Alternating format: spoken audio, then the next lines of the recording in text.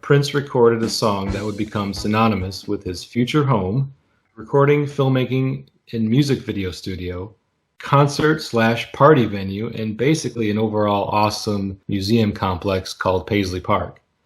Back when Paisley Park was simply a figment of an idea and a cool name for a vanity record label that Prince recently spearheaded, all we had to us was a second track off of Around the World in a Day. That's what Paisley Park was to the vast majority of us, was a song off of Prince's seventh album. So joining me to discuss the lyrics to the song Paisley Park, not the recording studio, not the home or the record label, is Julian Long. Welcome back to the show, Julian. Hey, thanks so much for having me. It's good to be here. Yes, thanks for joining me again. And just kind of like with the last episode you're on, there's something about the second track on an album that seems to appeal to you. Since the last time you were on my show, we talked about Take Me With You.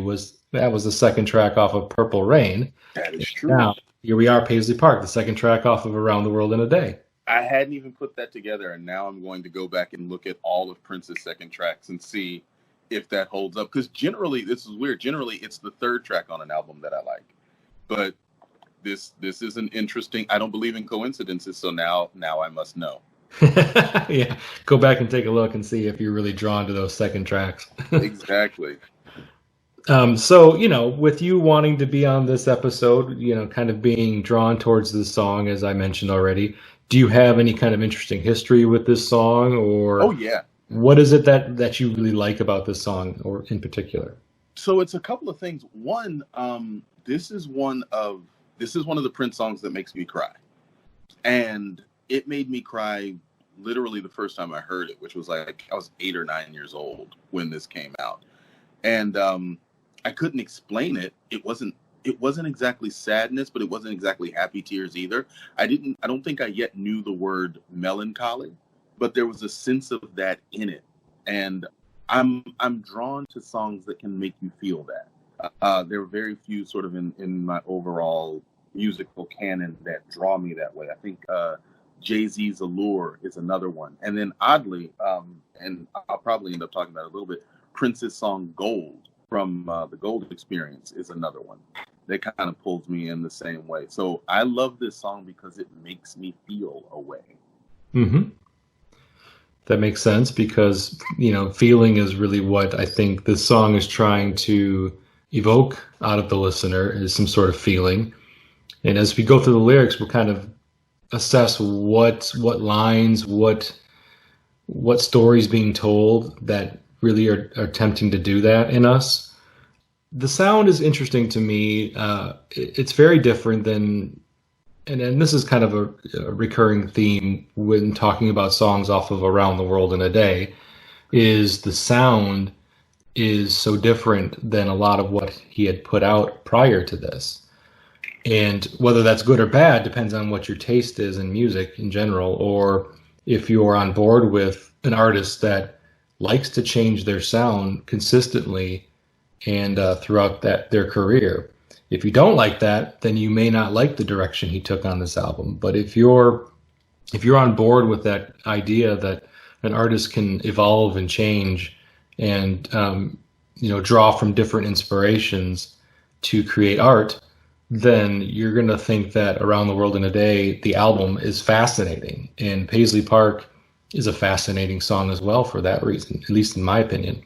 Oh, absolutely. And Around the World in a Day, it's amazing because it was recorded so soon after Purple Rain. So when you think about how different it is, I mean, there's some similarities. When you think about how different it is from Purple Rain, that he had made so many, leaps in style and sound and apparently inspiration, it makes it that much more fascinating to really dig into. And of all the songs on Around the World in a Day, and there's so much on that album to love. Paisley Park, for me, I think it occurs for me as one of the most underrated. Yeah, it Hmm. occurs for me as one of the most underrated songs, especially given the ultimate importance that it was going to take in his life. Like he clearly felt a way when writing this, because this is what he chose, as you said in the intro, to name his home, his vanity label, his, party space, recording studio, sanctuary. All of that came out of this song, or shares a name with this song, which means this song meant something important to him. This idea, this concept of whatever Paisley Park is. And it amazes me that more people don't treat this song as important. At least my observation. Yeah, I don't disagree with that. As you mentioned, this song was written shortly after Purple Rain was even released. So like he's just starting to Purple Rain has just recently taken off as a album, as a movie. He had just reached the highest of pop culture heights that he could be, but he was kind of in some ways retreating a bit in his ideas and his concepts for the next thing that he was going to do. It's pretty evident to me, at least from an outsider's perspective, that a lot of the songwriting on this album that he was writing in '84 feels almost like a direct reaction to the intensity of the spotlight that he was experiencing at the time. Mm. So Paisley Park is in your heart. I mean, that is the crux of this song. That's the last line of the chorus. And if you don't take away really anything from this song, that's like one line that you can take out of the song and put it in your brain and say that's what maybe this song is about. I know it's about a lot of things, and we'll get to that, but Paisley Park is in your heart. And that's a really internal viewpoint to have, that whatever Paisley Park is to you, you find it within yourself. Yeah. And to me, that's the whole thing where Prince is kind of, and I say retreat, and I don't mean like he was too shy from the spotlight, because he still had a world tour to go on and perform in. He's still making music videos, although the music video for Paisley Park does not have him in it at all. Not even a little bit. It's Nope. so frustrating. Yep. So a little bit of housekeeping with Paisley Park. It was never officially released as a single in the United States, but it was released as a single in nearly every other country outside of the US, which is kind of weird that for whatever reason, there was no plans to ever release this as an official single in the US. I don't quite get that. I don't know the reasons for that. And in some countries, this was the lead single from the album. It wasn't Raspberry Beret like it was in the United States. Or the first song that some countries heard from this new album from this global megastar, the big follow-up to Purple Rain, was Paisley Park. Wow. Like, wrap your head around that. Like, you've been listening to When Doves Cry and Let's Go Crazy and Purple Rain and Take Me With You and I Would Die For You, and you've seen the movie and you see how big he's become, and then Prince has got a new album out. I can't wait to hear it. What's the first song we're going to listen to? This kind of slow, droning, slightly psychedelic, Yeah. song with very introspective lyrics. It doesn't really have anything to do with the bombacity of some of the themes that he was singing about on Purple Rain. So yeah, that's a kind of a odd, cool, interesting footnote, I guess, for this song is it being a lead single in many countries in the world. That is wild. I never knew that. Yeah. That is a completely wild way to experience this song for the first time, is as it being the basically sophomore release for a lot of people. That's crazy. That's crazy to me. I think I still would have dug it if it had been the first song that I had heard off of Around the World in a Day, but I can't imagine. I know that how I perceive this song is colored by the fact that it is surrounded with Raspberry Beret and Pop Life and like happier, jauntier, fun songs that make this one okay. Like this was a safe the feelings that it brought out, the sort of the sense of melancholy, were okay to experience and be safe with, because I could always flip on Raspberry Beret and bounce around to that one and feel good about it. But for me, the context of the song was even affected by the cover for Around the World in a Day, which is gorgeous. And I remember mine specifically because my cousins had it on vinyl, and when you fold it out, you see the mountains in the background take the shape of a woman. I bought it on cassette. Me too. At Kmart, and they made the I guess Warner Brothers made him edit it for the Kmart release, because the mountains, they didn't have that same shape. They had altered the shape of it to just be sort of nebulous, that sort of camo paisley colorful background, but without the impression of a breast and a nipple. But I remember looking at the cover and just feeling like, well, this is an interesting place. Like this. And so for me, that whether or not that was intended, that cover was Paisley Park. And I was like, this is where I'm being invited to. And I would look at it when I would listen to the song and try and find, all the places that he mentioned.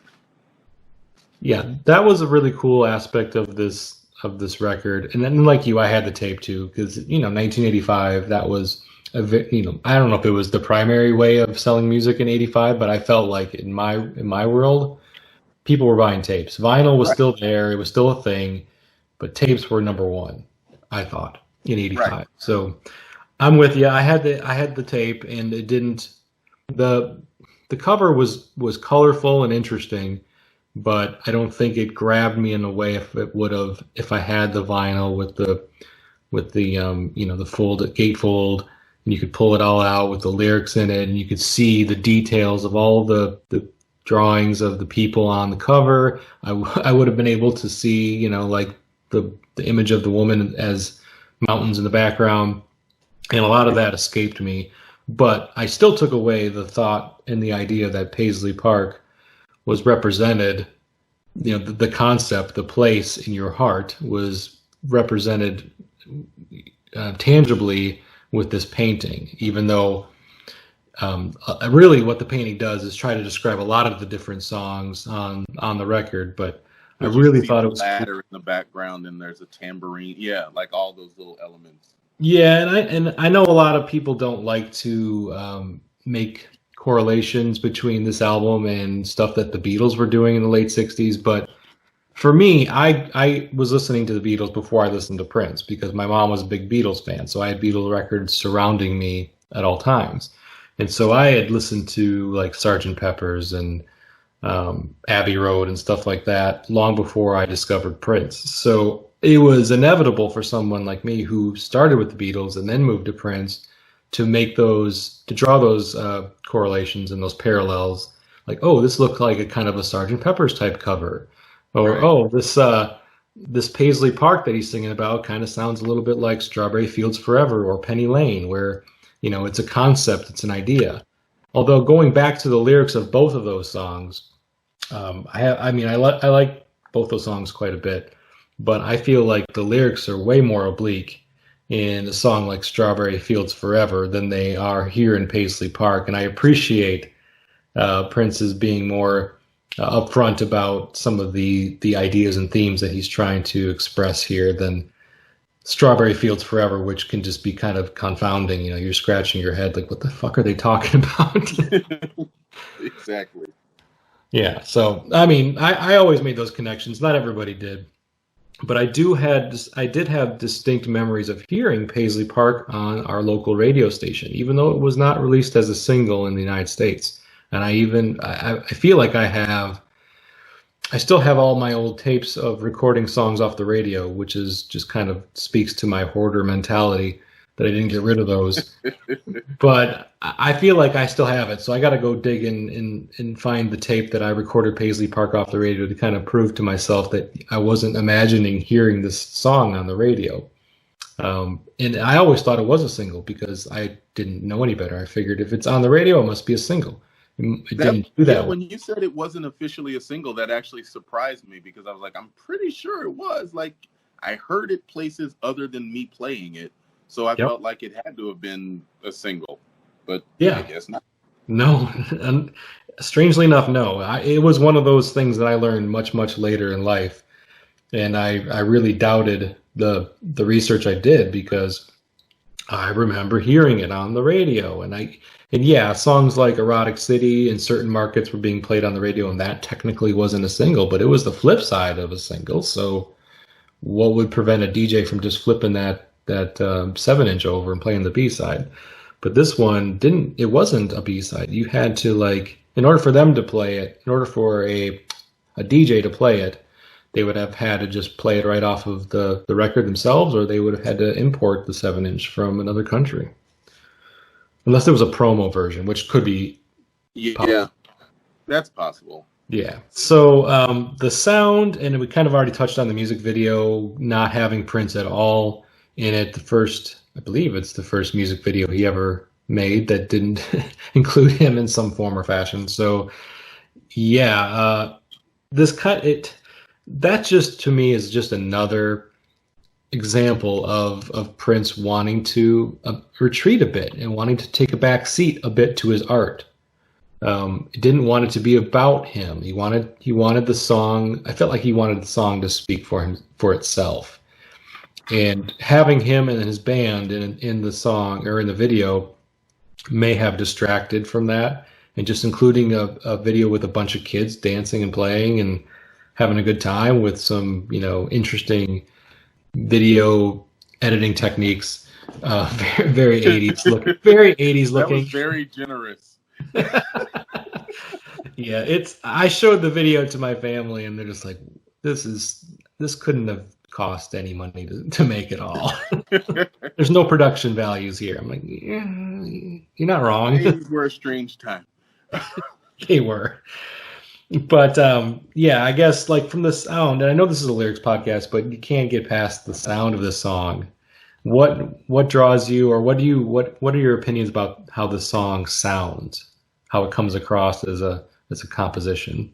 It's part of what makes the lyrics work for me because it has a carnival-like sound. Like you hear an instrument that feels almost like a calliope, but it's I don't know if it's in a minor key, but the fact that it has that sort of down, depressed sound to it.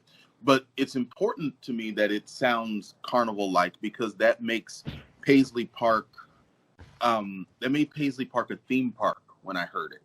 Mm-hmm. Paisley Park wasn't like a playground, which is another thing that makes the video kind of weird. The video looks like a playground, but then it has like a big pink castle somewhere in the middle of it that kind of looks like a theme park thing. Looks like something out of Disney. Yeah. But it made the space somehow bigger, and I got the idea that it was supposed to be fun, but there was underlying sadness to it. Like that's what the sound of the music did, and it sort of reinforces the lyrics. I mean, and we'll get to it in a minute, but like the lyrics feature crying twice. Like it deals pretty heavily with the people's sadness, so it makes sense that the music would have that to it, have a little of that to it as well. Mm-hmm. Even though it starts off with another one of his jaunty, bouncy count-offs, and like you really think you're good. Like it starts off with a count-off the same way Raspberry Beret does, and so I'm like, okay, and then it does not give me any of what Raspberry Beret gives me. Okay, funny. The count-off almost sounds like it's like he's singing it a little slower, slurred a bit. Mm-hmm. So it gives once again like this whole kind of trippy LSD type trip. I don't know, somebody taking too much cough syrup and they're a little drowsy. I mean, those aren't things that I thought of when I was a kid. I wasn't thinking, "Ooh, Prince sounds like he's all drugged up." Right. I didn't think that. But now looking back on it, it's 1, 2, 1, because the beat to the song is pretty a little slow slower, too. Yeah. It's a bit slowed down. It's like he had like this drum machine beat. It's like, nope, that's too fast. We got to slow it down. And it's a bit hypnotic. And the count off is something you typically experience in a kind of a upbeat song, like you said in Raspberry Beret. But Here we've got it in Paisley Park. And the sadness, you don't really get a sense for that right away. So it's kind of interesting how the song kind of unveils itself. So the first verse in Paisley Park is, "There is a park that is known for the face it attracts. Colorful people whose hair on one side is swept back. The smile on their faces, it speaks of profound inner peace. Ask where they're going, they'll tell you nowhere. They've taken a lifetime lease on Paisley Park." Yes. All right, so the first verse of the song, I guess for me, it kind of introduces the concept and the idea of what Paisley Park is and can be. It's a very like introductory type verse in my mind, giving you some imagery about the people that are there. What do they look like? What's the vibe? You know, what are people there for? What is it that you get out of it from going there? And they've taken a lifetime lease on Paisley Park. That line in particular, it can almost come across sinister if it's sung in a different way. Like, to take a lifetime lease on this place that is, as you kind of understand, is really not real. It's a figment. It's imaginary. It's within you. And if this place is dark and it's not a happy place, that would be really sad, like taking a lifetime lease on sadness. But he says they have inner peace. So now you're supposed to assume that everything about Paisley Park is positive. What do you like about this? So this particular verse has always cued for me a sense of belonging and a sense of like this is where the weirdos can go and everything is okay. Now, I say always, I didn't probably get that at 8 or 9, but when I was becoming more Prince absorbed around middle school, this is exactly how that occurred for me. Because that's when you're sort of at your awkward defining period in life. And this was a signal or a sign that there's a place where all of the weirdos and the quote unquote colorful people, which when I was 9, I thought meant black people. And so I was still okay with that because I was like, oh, there's a place where we all belong. That's awesome. But then when I was in middle school and I understood colorful people to mean more, quirky, awkward, interesting, eccentric people, it still gave me this sort of sense of belonging and a sense of healing. Something about this place felt like belonging and healing and acceptance. And still for me, even, and maybe because by the time I was older, I had already, I can't remember how I felt the first time I heard it, but I remember by middle school already, like at the beginning, kind of gearing up for sad. And that was okay. I felt safe with that. But the hold on, there was something else. There was a specific line. Oh, what you were talking about, they've taken a lifetime lease and that sort of sinister tone. This feels for me the same way Hotel California feels. And there was another song back in the late 90s maybe called The Way. Those are songs that just have sort of an empty feeling, but you feel like there's something going on there that might be dark, but it's also quite all right. And that's how I feel about that line, and that's how I've always felt about this place. It's like, whatever happens there, it's okay. Everybody's kind of comfortable in their choice. The things that I pick out with this verse, so you already mentioned the colorful people line, and, colorful, as you mentioned, really can, and oftentimes is referring to like the quirky individuals, the ones who don't fit into the societal norms, however you want to describe that. But I also wonder if he's referring to like a multiracial type situation. I don't know if you picked up on that at all, or if, colorful that people. That hasn't occurred to me, but I get it. Yeah, I mean, it's just another way to potentially interpret that line. I think it's funny that the colorful people whose hair on one side is swept back. Yes. Because that's like the hairstyle that was Prince was making very popular at the time in the Purple Rain era. He had all of his band members kind of have that same poofy hair with the swept side off to one side, male or female, didn't matter. That's kind of the visual I get from that. Do you get the same or anything different? Oh, I totally do. And I was like, did he do that because he likes his hair that way? Or was it like, what was he looking at that made him think like this is a type of person? This is a group, this is a collective of people who wear their hair on swept back on one side. Like there are star belly sneeches and there are plain belly sneeches, and the hair swept people are the star bellies. Like what group was this? Yeah. That was inspiring him, if not, his own, if not the revolution. Yeah. Can I talk a little bit about the first line? Of course. So Paisley Park, for me, this line, there is a park that is known. That line, for me, I call Paisley Park now, when I talk about it, one of his parable songs. And the other one that I think is its spiritual twin is Gold, from the Gold Experience. Okay. That this vague assertion of a place. You don't know where the place is. The place could be real. The place could be imagined. And then in Gold, he starts off, there's a mountain and it's mighty high.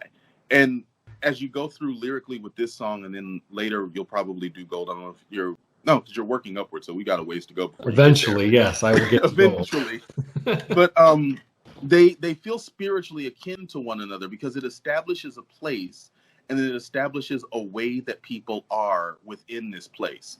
It's a really narrative storytelling type structure where once you establish a place and then you establish the way that people are within this place, you can then sort of isolate and pinpoint, look over there at this person and see what this person is doing and this person is doing. There's a short story that I truly love by N.K. Jemisin called The Ones Who Stay and Fight that does the same thing. It sort of establishes a place, and then she, as the omniscient narrator, picks out individuals within this grand city to take a look over there at this guy and see what he's doing. And so I kind of love this, and the ambiguity of it is the reason why I call it a parable, because in the Bible, when Jesus talked about whenever he gave a parable, it was always, there was a certain man or there was a certain land. It was never specifically this guy named Joe once did. It was the sort of vagueness of there's a place, there's a person, there's a way. And I kind of like the way that he opens it up with, there's a park. Like, that's factual. Trust this exists. You haven't seen it, but I'm going to tell you all about it and bring you there. Yeah. Yeah. A very, very astute observation with that. Thank you. The whole Paisley Park concept was pretty new to people, and you get a feeling that it was within, like, Prince had this idea bubbling up inside of him to create this art around this concept for a while, and he's like excited to explain it, to kind of tell people about it, and ask where they're going, they'll tell you nowhere. And I get out of that because they don't have to travel anywhere to go to this park, and that gives you like one of the first clues that this park that is known is, at least it gives me a clue that this park that is known really isn't a physical place. It's easy to miss, right. But I don't get that it's a physical place, because ask where they're going, tell you nowhere. We don't have to go anywhere to get to Paisley Park. And now see, I took that a different way. I took that as they're not going anywhere because they have committed to being here. They've taken a lifetime lease, like that next line. So if you ask where they're going, they're not passing through Paisley Park. They are committed to being here now that they found it. Whether, for good, bad, or for better or for worse, they're not going anywhere. And I assume because they love it here, not because they're trapped here, as Hotel California always made me feel.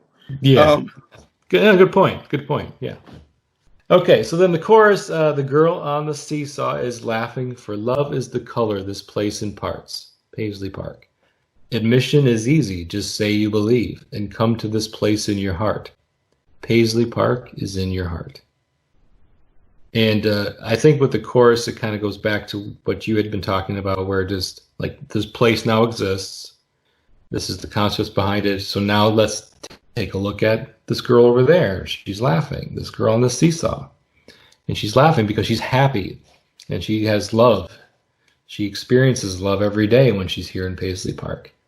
Love is the color this place imparts. So in this chorus, it's kind of cool how he paints love as being a color, not even just a feeling or an emotion. It's is a color that people can see and be enveloped by, I guess.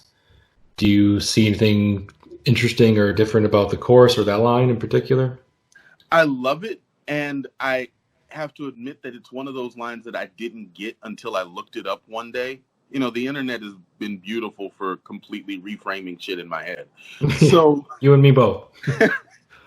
so she, for me, she wasn't laughing until 10 years ago or so. She was happy. I thought it was the girl on the seesaw is happy, and I didn't know it was for love. I thought it was 'cause love. I mean, and the intention is still there, but the specificity of the language, I think, is important because there's something a little poetic and almost, I don't know, like Elizabethan in "For love is the color this place imparts" versus "'cause love is is the color. And I actually thought the line, when I was younger, I thought the line was "'cause love is the colorful place in her heart." And I was like, okay, well, that makes sense because, as you've established later, Paisley Park is in your heart. So once I got the lyrics straight, it felt a little more stilted to me. It's a little stiffer than the way that I had originally known it. I still love it, but it doesn't feel as soft as the way I had always heard the song. And I don't know if you're like me, if you're one of those people who, when you have thought the lyrics were one thing your whole life, even when you know better, you just keep them the way you used to know them. Are you like that, or It do you correct depends. it? It depends on if I really was sold on the way that I heard it, and I I was prefer it that way. I But think once, because I had such youthful attachments, I was pretty sold on my original version of it. So when I catch myself singing it aloud, I still sing the wrong lyrics. But I love the visual though. I love the idea of this girl on the seesaw. Like, and that she becomes sort of the center point of the song. Like, she's the fulcrum, she's the point that you return to. And I like the idea of a seesaw because it's ups and downs. And that's what, like I said, like this song still has moments of sadness for me. And the song very clearly, even musically, takes a turn to like a minor place to intentionally bring you to sadness. But then it also comes back up. And so this seesaw that's established in the chorus feels like what the song does throughout, because even though there are down times on a seesaw, it's overall a happy place to be. It's overall a happy experience. And that's how the song occurs for me, the way that it moves.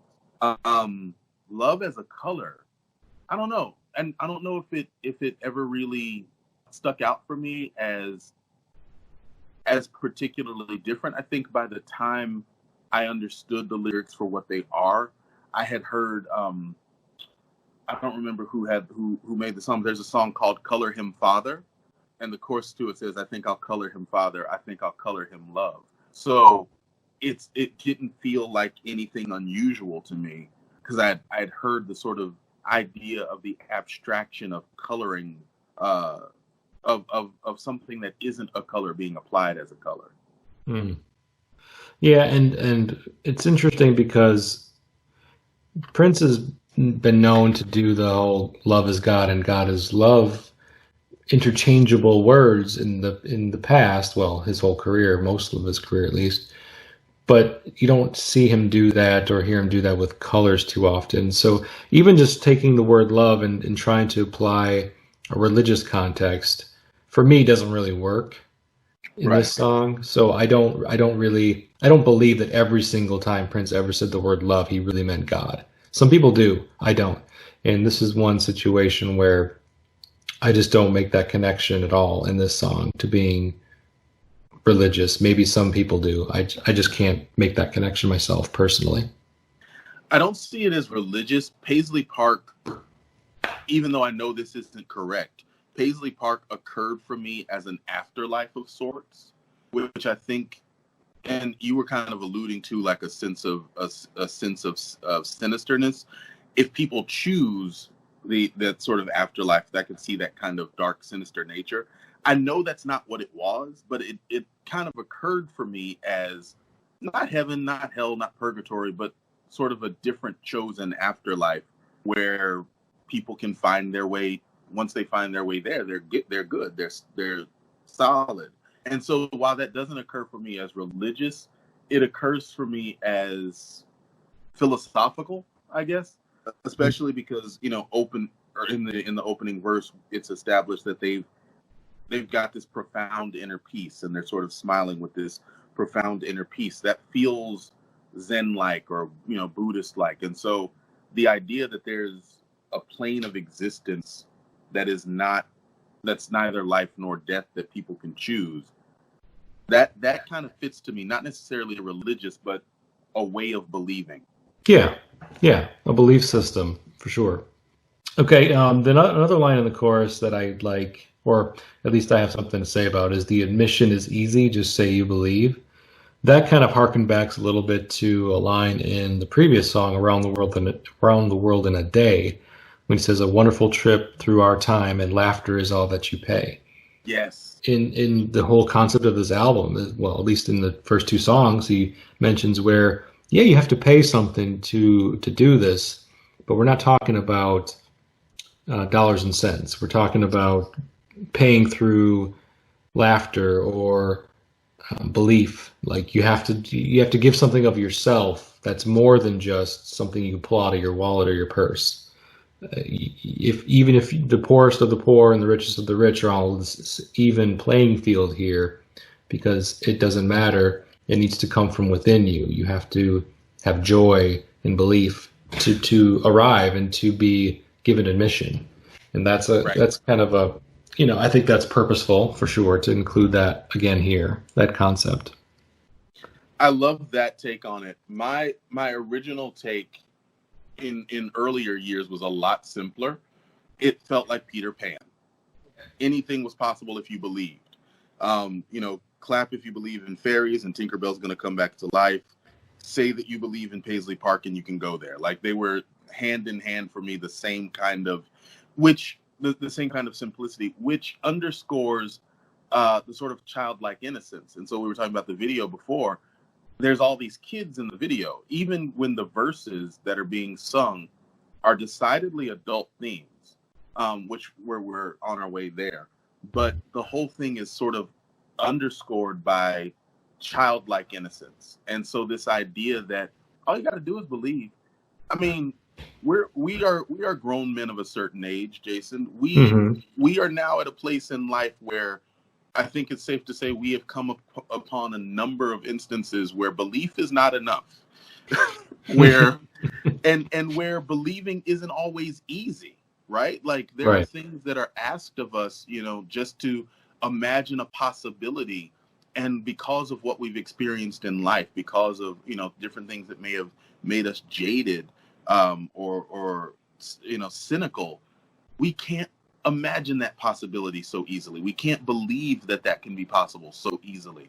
So for Prince to say admission is easy, just say you believe, is really kind of speaking to something I think children can do a lot more easily than adults can. And I think that makes it appropriate that, the first citizen that we're introduced to in Paisley Park is the girl on the seesaw. Yep. And she gets it. She is the embodiment of the park. She absolutely gets it, and she is laughing. And it doesn't matter if she's up, and it doesn't matter if she's down. She believes, she's there, and I think she's sort of the poster child for Paisley Park. The other folk that we get introduced to a little bit later on, they are people who we hope can get to Paisley Park, and I think that kind of goes back to how deceptively simple admission is. Believing is what's required, or at least declaring that you believe is what's required. But that's not always as easy to do as it sounds, as easy as he seems to promise it is.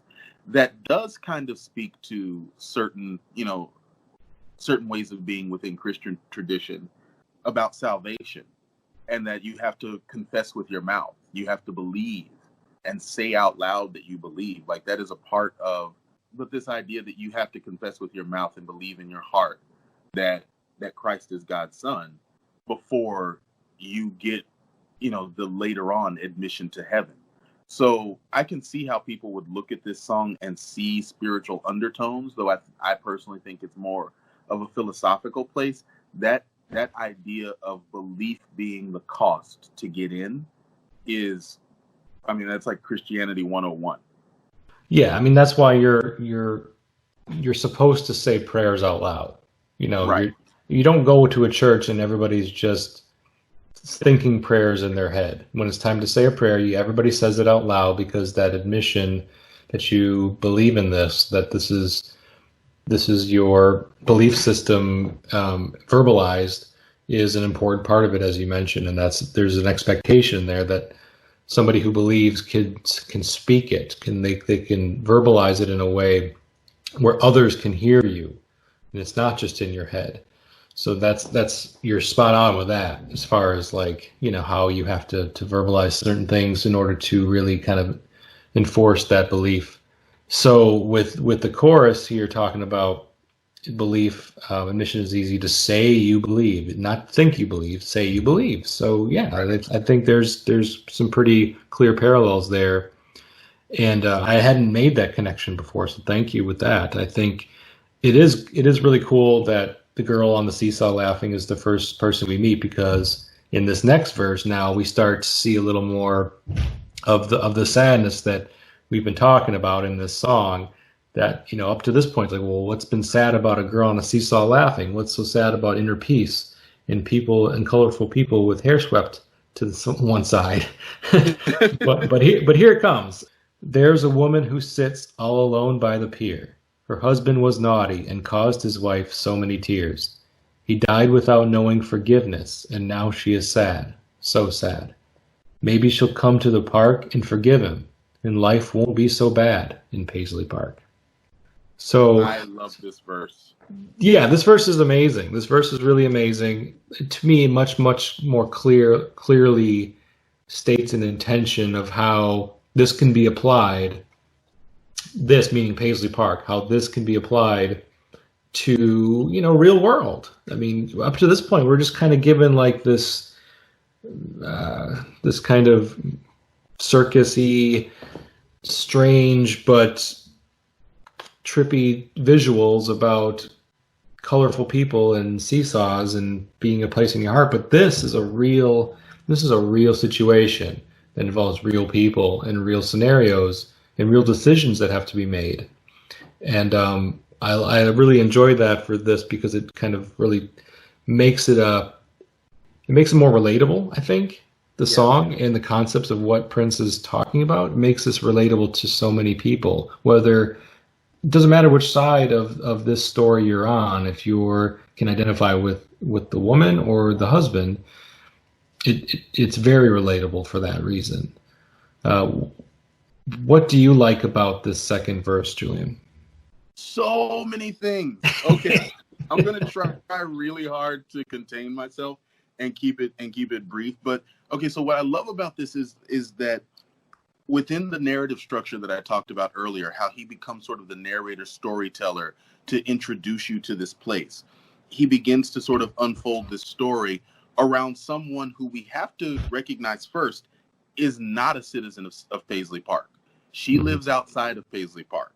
Now, she lives outside of Paisley Park, and she's in this place that is, I'm going to say, dangerous. Because, and I'm going to get a little bit dark here. I hope that's okay. Of course. This is someone who clearly has some regret in her heart, and who is sitting by herself at a pier. People do bad things when they are feeling broken in their heart and they're alone. The sort of sense of the establishment of her loneliness, being all alone by the pier. Bad things can happen there. That could go really dark for this woman. Mm-hmm. And then he gives us her back. I assume you're referring to suicide. Yes. Yeah. Yes. Okay. I didn't want to be triggering, so I was trying to dance, but yeah, mostly grown folks listen to this, so yes. Yeah. But then there's this beautiful, interesting word choice that again to me takes this back to a sort of childlike innocence. He wasn't a vile man, he wasn't an evil man, he wasn't a vicious man. It wasn't specified what he did. He was naughty. And like that use of the word naughty, I mean, Prince was such a great lyricist. He made really interesting and deliberate choices in his words. So I love that this grown man who caused his wife so many tears did something naughty, or was in general naughty. Mm-hmm. Not evil, not bad, not vicious. He was naughty. And I think that softens it in a way that, you know, the adults listening to it, presumably the audience was intended to be adults. The adults listening to it can kind of make their own takeaways, because naughty also has other more, you know, sexual adult connotations in terms of the way people play. They can make their takeaways and say, you know, oh, he was unfaithful. That was the way that I heard it, even when I was like in middle school, when, you know, when I started trying to listen to music a little bit more intently. I was like, oh, okay, he cheated. But then it occurred for me, it could have been anything. It almost doesn't matter what it was. It was just that the way it occurred for Prince and the way that it occurred for this woman was that it was bad enough to make her cry. And then we get into the real tragedy of it, which is he died without forgiveness. And that leaves her sad, which is presumably why she's alone at the pier. But what I love about that isn't even just the and now she is sad. It's the repeated "so sad," which to me breaks the fourth wall, because like he's sort of in this story and he's telling, you know, this circumstantially, this is what it is. There's a park, there are the people, see the girl on the seesaw, and then that sort of "so sad," he's kind of coming out for a minute, coming out of the narrative of the song and actually feeling the emotion for her, feeling the empathy, like, oh, so sad. Like what a sad situation to be in. But then it gets deep to me. Like this part, I want to know what you think, because this messes with me. Maybe she'll come to the park and forgive him, and life won't be so bad. So what I find interesting is, first, she doesn't have to forgive him to come to the park. That's not required. It suggests that she has to come to the park first in order to forgive him. And that to me is kind of an interesting way to look at the role of this park and how it serves people who are there. So like, if she can find it in her heart to believe, then she can come to the park. And then once she comes to the park, she can forgive him. And then I wonder, like, why does it require that she comes to the park to forgive him? Is he there already? Does she have to go to where he is so that she can forgive him? And if he is there already, and that's required, and we know that he's died, then that takes me back to that sort of the park as a weird sort of chosen afterlife thing. If it's not that, and it's just that only from that place of the park can you have that kind of forgiveness, then maybe that speaks again to that sort of childlike innocence and ability to, you know, the sort of purity of heart that we assume of children, that would allow you to, you know, once you can get to the park, which again requires that declaration of your belief, which is not necessarily easy unless you have the sort of purity that a child might, then maybe you have to return to that state of innocence and purity in order to forgive. I don't know what the answer is, but I love the fact that the question is there in the statement, that she has to come to the park and forgive him, and then life won't be so bad. You know, it does, again, to those who want to look at this in a spiritual, Christian mindset, this idea that forgiveness is required for you to have a better life is another thing that's kind of writ all through most versions of Christian theology. And so it's established there without being the sort of heavy-handed religious that we've seen Prince do in other places. There's just, it's a super dense and really, to me, really beautiful verse. I love it. It is beautiful. It is beautiful. And I kind of have always interpreted that last section in a way that you described, where Paisley Park, to go there and to accept it and to believe in Paisley Park allows that room in your heart for forgiveness, where she may have been holding on to the anger and the pain and the hurt due to whatever naughty thing that her husband did, and she just did not have space in her heart for forgiveness. And in order to really experience that, that inner peace that opens up her heart to allow somebody who hurt her so greatly to put her in a position where she is all alone. Her husband died. She could not forgive him while he was alive, and she's sad for any number of reasons. You know, you can point to her being sad because of the dissolution of her marriage, sad because her husband died, sad because he died without knowing forgiveness from her. Right. And I've always kind of taken it from that angle where the park is what allows her to forgive. I don't necessarily know if he's there or not. I think she just needs to get there so she can free herself and get out of this really dark place that she's stuck in because she's been wronged, and she needs to forgive him in order to get out of that. Absolutely.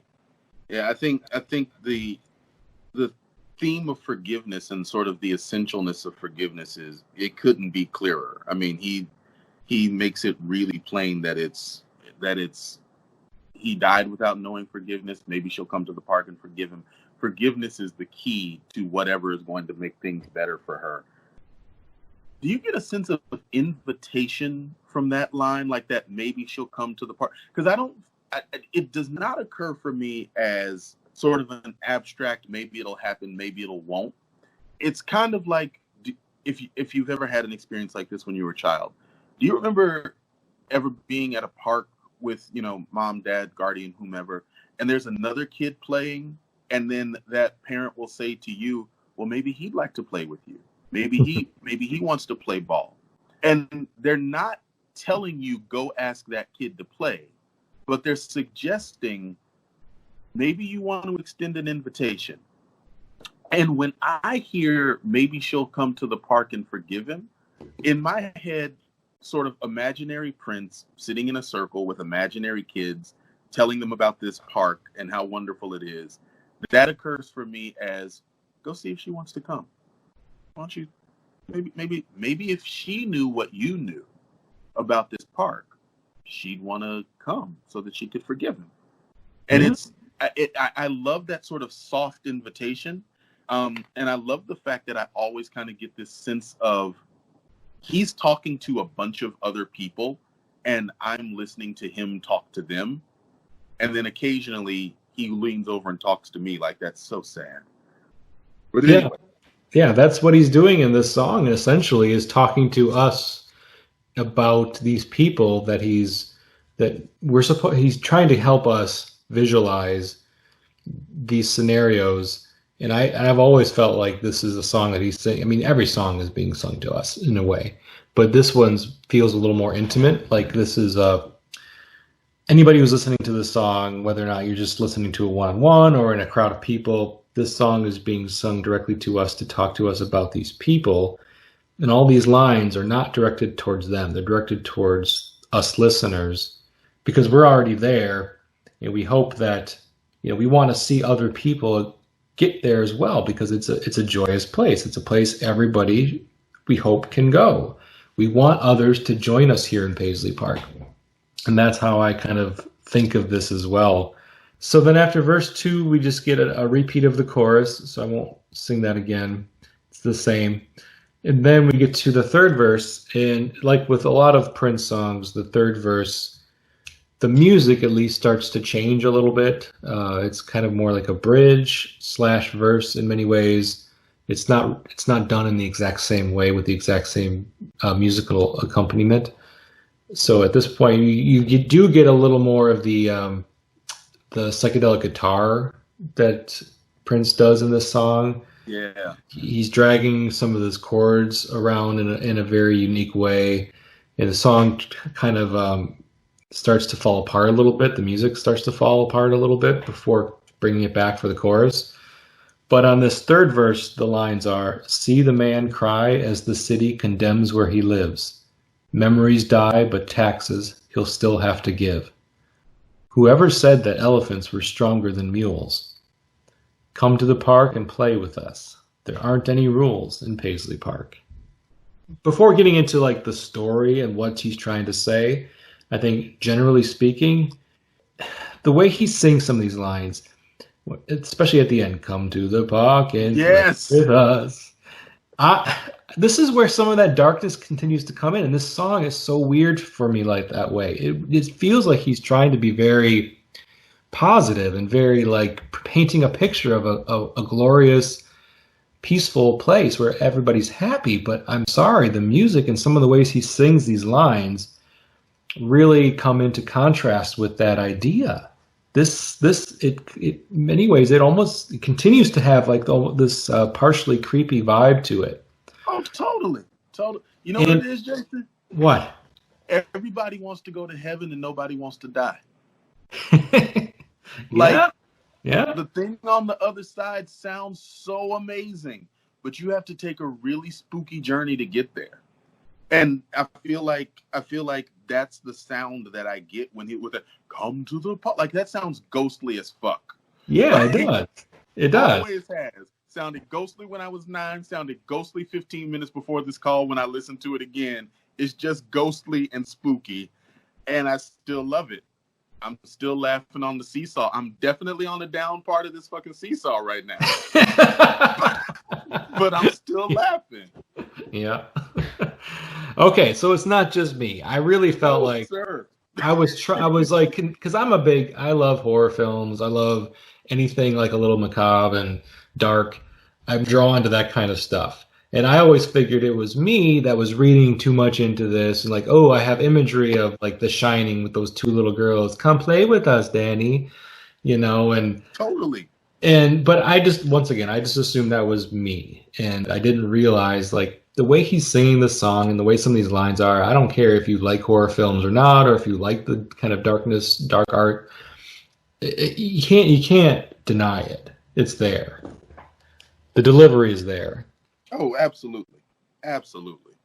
And I don't think he's making an attempt to hide it. I think he wants you to experience that kind of cold chill. But because the music immediately when it hits that chorus goes so much brighter, it's that's the seesaw. That's the whole time this song takes you up and down and up and down. We got a lady crying by the pier. She might be suicidal.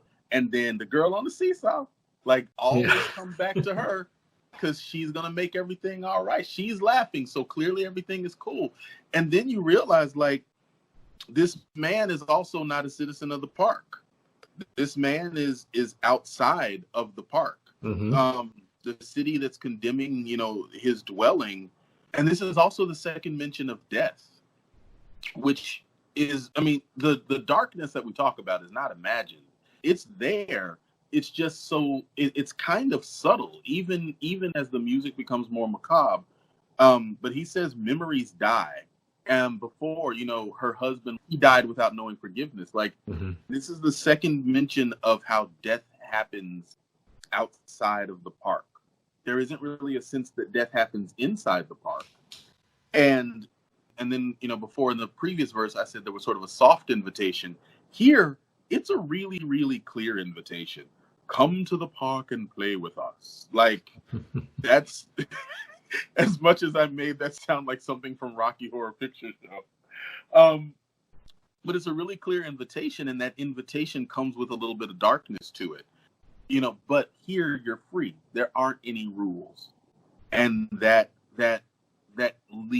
helps the verse lean into the happiness that comes with the chorus. But yeah, this darkness this is not your imagination, sir. This is real.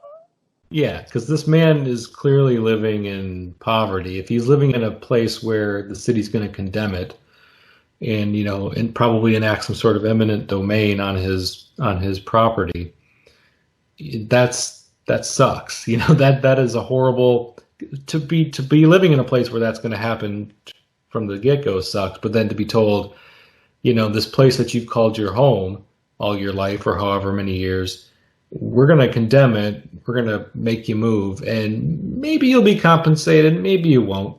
Uh, Right. that up to that'll be determined. And if you feel like you're not getting a fair compensation for it, there's not much you can do because lawyers are expensive. Doubt that you have the money to pay for a lawyer, so you're just kind of stuck in this really shitty rock and a hard place. And then all you have to assume that this man has lived here a while because they talk about memories, and so he's probably raised kids there or had his family there, and or he grew up there himself. So all these memories are going to completely be wiped away, and it does. I mean, Prince throws a line about the elephants and the mules with the obviously talking about the Republican and Democratic parties and how maybe our government treats poor people, treats poverty stricken, not really giving them the kind of attention and care that they need. But I don't think that is the theme of this verse. It's more to continue the story about these are the people that need Paisley Park, Right. the downtrodden, the folks who are in a really dark place in their life. These are the ones that we're trying to recruit, I guess. He's like Yeah. like a little bit of a recruiter here. He's like looking around for people who need Paisley Park. And the verse 2 and verse 3 are two stories of people who very much need this inner peace and to come to this place where there aren't any rules and where there's children laughing and playing, because the real world seems to suck for them, and it's really hard in a dark place. These are the ones that Prince is recruiting, I feel. Right. I love the idea of the transformative nature of Paisley Park, that it's going to be this place that makes everything better. Part of me, and so I'm glad to hear that you read him as an old man too, because even when I got the lyrics wrong, because I've been singing the lyrics wrong for years. So the way that I sing this, even now knowing what the correct lyrics are, has always been, see the men cry as they're sitting, they don't dance where they live. That's what I heard as a kid. That's what I knew in middle school. It didn't become different for me until the interwebs started putting lyrics to everything up, which is just, I don't know why. But even then, I imagined it as sad old men in a home, because they were crying because memories die, and I wasn't quite sure what the taxes part was. So when I came to know the words, I was like, oh, but it was still an old man. It was Yeah. still an old man in his old dilapidated home, and this idea that I the visual that I get is literally him standing, crying, watching the wrecking ball just like come, or watching them wheel up the machine that's going to come and tear his house down, and there's nothing he can do about it. The helplessness of it, and I think there's something too attached to that feeling of utter hopelessness, that something so much bigger than you can take away your everything. And I think that's interesting that we get this parallel of first a very sad woman and then a very sad man, who through one of them through death and the other through just transfer of property, have lost everything that sort of defined their world. I do love the way that Prince sort of gives that political tip of the hat, and I love that it's issued as a challenge. Like it doesn't feel like a throwaway line for me. I don't know what the expectation was that we do with it, but the idea that's who said, so what? That's not real. That's absurd. Whoever said elephants were stronger than mules? I also am kind of curious just what Prince's deal with elephants were, because that makes me think about Elephants and Flowers from Sure. Phoebe Bridgers. Yeah. Of course, he wasn't there yet, but then again, maybe he was. We have no idea when he actually, came up with that concept. He might have came up with those on the same day and then just didn't release it for many, many years later. But the idea that he would kind of throw this political the challenging of this sort of political notion that, you know, in the middle of Reagan's America, because this is I 1985, was like just going to touch on that. You got me. Yep. Yep. Keep going. like we're right smack dab in the middle of a really, really Republican era, like one of the strongest Republican eras in our lifetimes. Right. And he had you know, it takes a certain audacity to say what he said in that verse. And I love it, and I read it as a bit of a condemnation of, you know, capitalism and sort of the Republican take on capitalism and the sort of unspoken war on poverty that was happening, not in the sense that we're trying to end poverty, but the sense on the war on poor people that was spearheaded by a lot of the Republican politics of that day. Exactly. And so for him to say that was like, I see it, but that ain't the way it's got to be. There is a possibility for something else. Why don't you come on over to this park where that's not the rule, where there aren't any rules. And I love that challenge, and then the direct, you know, decidedly dark invitation that follows. Yeah, I mean, that, I think whoever said that elephants were stronger than mules, that's probably the only logical way to interpret that, because of course, you know, the elephants are the Republicans, and they were in power at the time for the entire 80s, basically. So yeah, this is it. It is Prince's kind of coded way of speaking out against the Republican Party at the time and the conservative values that were being touted by Reagan's policies, and how that affected poor people, poverty stricken, and this is basically Prince's way of speaking on that. I mean, he hadn't touched on much politically speaking since the 1999 album in '82. So, you know, a few years, not that long. He's always kind of peppered some of his albums with political statements here and there, so it's not unusual. Talk to Russia. Yeah, exactly. I mean, it's not an unusual piece for him to do that. He didn't do a lot of that in Purple Rain, but that was supposed to be a completely different style of record than his previous. So, but I think we both get the idea of this man being old because of the comment about the memories die. And so the thing with old people is that once their memories are gone, it's when you're a certain age, the idea of making new memories is kind of like a thing of the past. You don't really think of that. When you're young, moving or having like your life completely upended, if you're, let's say, for example, a 25, 30-year-old person, and you're forced to move, forced to start a new life somewhere, you still see a lot of your life left, and you say, okay, well, I'm just going to have to make new memories somewhere else. You know, that's okay. We will persevere. We'll pick up the family, move, and create new memories. But as an older person, somebody who maybe doesn't have a lot of years left, memories are all you really have. And to lose them is just probably, I would imagine, devastating to see that crumble around you, literally and figuratively. That had not hit me, and wow, yes. Like the profundity of what it means for memories to die, and that you're not going to make new ones, like that hadn't really occurred for me, but you're right. I was gonna say, I'm assuming that's why we both kind of implied in our minds that this person was old, even though it's never mentioned that he's old. This man's age is never once mentioned, but I think we both picked up on that because of that, even if it was subconsciously. Yeah, it had to, because for me, the memories die, because it's followed by, but taxes he'll still have to give. I considered the memories being, like, literally, when I mentioned the wrecking ball, literally in my head, I see the wrecking ball taking his house with his stuff still in it. And so all, you know, his photos and everything, that's where the memories die. I think subconsciously, yes, I associated with the idea of having a house full of memories with being aged.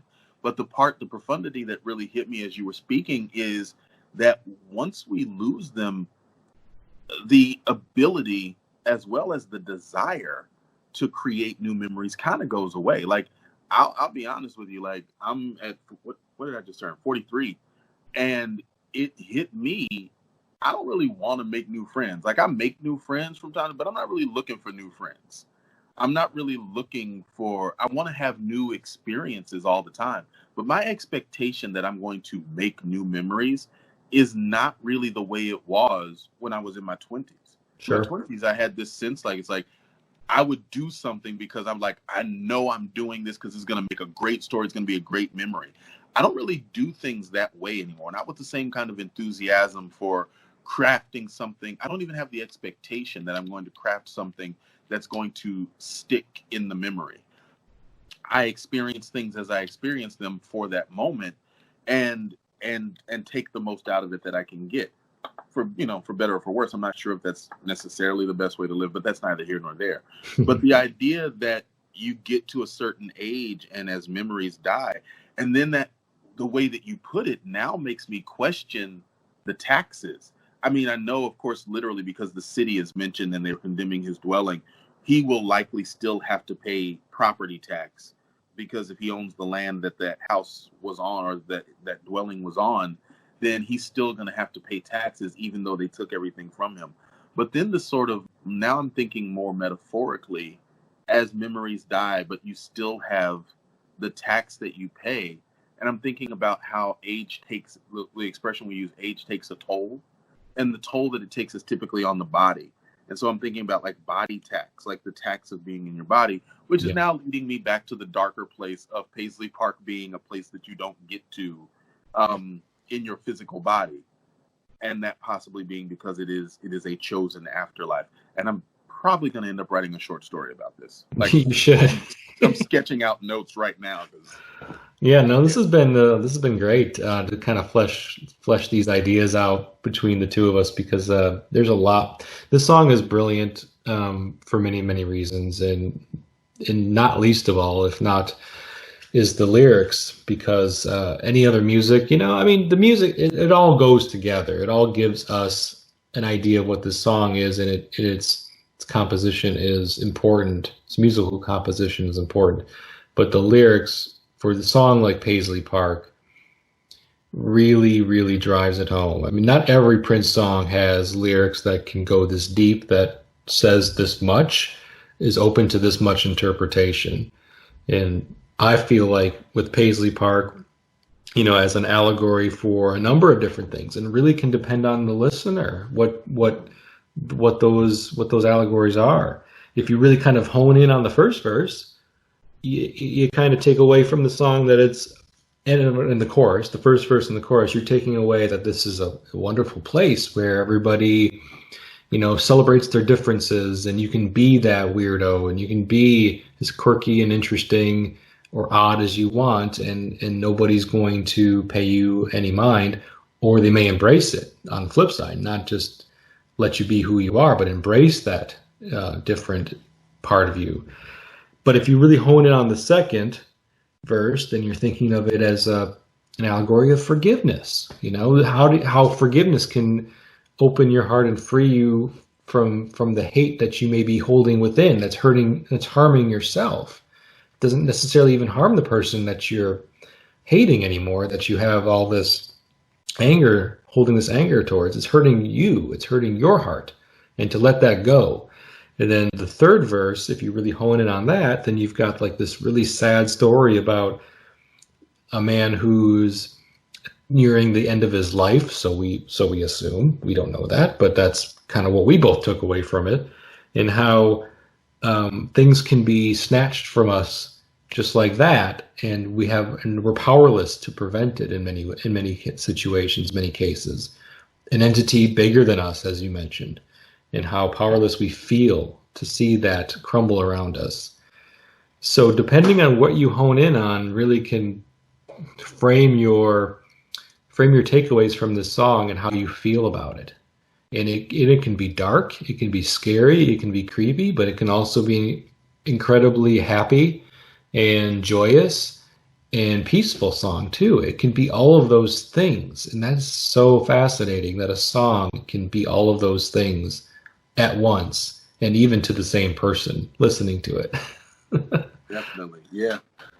Yeah, this is why it's one of my favorite songs. Like, you just can't, it's so rich and so textured and gives you so many different places to be. within, within this structure of this park. Like, almost like with the final verse, it almost feels like sort of a final solution, like a resting place, because he doesn't have home anymore. So, the idea of the place where he lives being gone, it's like, well, here's another alternative to it, but it's all still wrapped in the sort of beautiful, airy lightness of, we always coming back to the girl on the seesaw and the laughing, and it's like everything's gonna be okay. And I really love that, and I think that's why, even when I was a kid, something about it haunted me. This song feels haunted, but not necessarily in a bad way. It's haunted by friendly ghosts. Yeah, there you go. Friendly that's a good ghosts who thing. say, "Come to the park." Except for that line. Except for the Right. delivery of that line. It's all about the delivery, of course. I like the violin. The violin adds a lot to it too. Violins can, if they're played in a certain way, can add sadness, and I think we both pick up on that with the violin playing in the song, and just the music in general, and how it kind of, after the third verse, the chorus comes back in again, and that's how the song ends. It does add a lot of ambiance to the song and a lot of atmosphere to end that way, and it forces you to really kind of reflect, I think, on the song. I like how it ends. I do too, and I love the fact that we get that repeat of the most important part of the theme. Like you said, if nothing else, you are not going to forget Paisley Park is in your heart. Like, he gives you the chorus, I think, twice more, right? Mm-hmm. And then hits you with your heart, Paisley Park, your heart, and then just you're left with that really straight, this is the place, this is where you go, this is how you get there, this is the place, this is where you get there. Everything else kind of fading into the background, receding into the background. I love what the violin does, because it brings it's such a nice soft place to be, and it's in such stark contrast to, I think you called it the psychedelic guitar that Prince is playing in the verse about the man, where Mm-hmm. like it's squealing and screeching, and it's in a much grittier, nastier place. And then for us to be able to come off of that to the sort of soft joyfulness of the chorus, and then to end on this very peaceful, I'm doing a terrible job, but like it's that to me is swans on a lake. Like, it's that kind of peaceful. And I really, really love that at the end of all of that, whatever we went through in our journey sort of to understand the park, we're left in this peaceful place. Mm-hmm. Yeah, it's a complete 180 from like a song like Computer Blue, how that ends with, screeching guitar feedback that just goes Right. on and on. The intention of the end of Computer Blue is completely different than how, he envisioned a song like this. Because Computer Blue is kind of like a really kind of angry, aggressive, where's my love life? Right. He's pissed off. Yeah. Paisley Park is the music does what it's intended to do to match what the song's lyrics are supposed to do, and give us that sense of happiness and peace by the time the story ends, and it does that wonderfully. So, Julian, do you have any final thoughts on the song? I know we covered quite a bit already, but just in case you had anything else that you wanted to touch on, here's your No, I time. don't think so. I love it. I love that this is the seed for, when you actually go to Paisley Park and you walk under the bridge that people call Graffiti Bridge, and you keep seeing the notes that people write, Paisley Park is in your heart. And I love that that's what this song left for us, is that you're never really far away from it. And I think in the absence of Prince, not having, well, we're still going to get new music from him, but not having him with us, the idea that there's a place where we can probably find him if we can get there. I love that. I live inside my own heart. That was Prince's quote when he was speaking to Matt Damon about where he lived. So Prince has had this concept of living inside of his heart for a long time, and he continued with that. He felt like that was an important way to express his own inner peace that he had within himself long after the song was written. Look inside oneself to find perfection. That was a quote that he gave to Rolling Stone in 1985, around the time of the release of Around the World in a Day. Perfection is in everyone. And perfection also is in this song. So I don't have anything more to say either. Paisley Park is an amazing song. And I just wanted to thank you for joining me today to talk about it, Julian. I think it was very insightful, and you can tell that you're a storyteller. That is very clear whenever you are able to eloquently speak to the ideas that you have in your head, to be able to verbalize them in a very eloquent way that paints a picture, just like this song paints a picture. And I value your your ability to do that, and value you as a guest on my show for that. So thanks again. Well, it's more than my pleasure. Thanks for having me, Jason. And if you want to hit me up around gold so that we can talk about parallels, I'm down. I know that's All right. a little ways from now, but I'm around, All right, we'll talk to you in 2023 when I get around to gold. So, okay, well, anything else you wanted to say? You wanted to tell anybody where they could find you or anything along those lines? Oh, yeah. One other thing, and this might be good since you did say you can tell I'm a storyteller. On Tuesdays and Thursdays at 10 p.m. Eastern Time on Facebook, you can catch me on Facebook Live. I do a little thing called Storytime with Julian, where borrowing a page from LeVar Burton back in the day, I read stories. Sometimes they're original creations. Sometimes they're just from notable Black authors. But Storytime with Julian has become a really wonderful place for people to relax, chill out, find some of that profound inner peace. So if you're looking for a way to unwind on Tuesday or Thursday evening, swing on by. Awesome. Thank you so much again. And this has been Jason Brenninger for the Press Rewind Prince Lyrics podcast. You can find me on Twitter, Instagram at Press Rewind 75, or I also have a Facebook page. Would love to hear your thoughts on Paisley Park, the song, the lyrics, the attachments, personal attachments you have to this amazing song off an amazing album. And until next time, goodbye.